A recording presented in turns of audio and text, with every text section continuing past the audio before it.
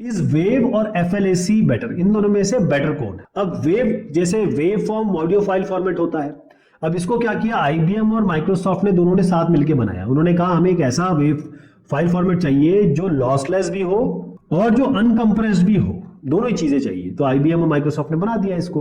अब जैसे मैंने बताया कि भाई लॉसलेस भी है, अनकंप्रेस्ड भी है, सीडीए का एक ये डिफैक्टो स्टैंडर्ड बन गया, तो बहुत शानदार, हम भी इसे यूज करते हैं, सारे विंडोज वाले इसे यूज करते हैं, बहुत बहुत पॉपुलर है, आज भी पॉपुलर है, आज भी फाइलें इसी में आती हैं। अगर आपके पास जगह की कोई कमी नहीं है तो वेव बेस्ट है। लेकिन जहां तक हम एफएलएसी के बारे में बात करते हैं, ये फ्री लॉसलेस ऑडियो कोडेक है, मतलब ये अगर लॉसलेस है वेव, तो एफएलएसी या फ्लैग भी फ्री लॉसलेस ऑडियो कोडेक, ये भी आपका लॉसलेस है। ठीक है जी, मतलब दोनों में ही ना क्वालिटी का नुकसान हो रहा है, ना ही आपके कंटेंट का नुकसान हो रहा है। बट इसमें एक चीज है कि इसकी लॉसलेस की तकनीक इस तरीके की है कि अगर मान लीजिए वेव फाइल का साइज मैं इस तरीके से लिखूं, या मान लीजिए एआईएफएफ भी वेव के जैसा ही होता है, इन दोनों, ये दोनों है ना, इसका आधा साइज हो जाता है। यानी कि अगर ये वेव फाइल 10 MB की है, तो वेव फाइल अगर 10 MB की है, तो एफएलएसी की फाइल होगी आधा, 5 MB की। ये एफएलएसी का फायदा है, समझ गए आप?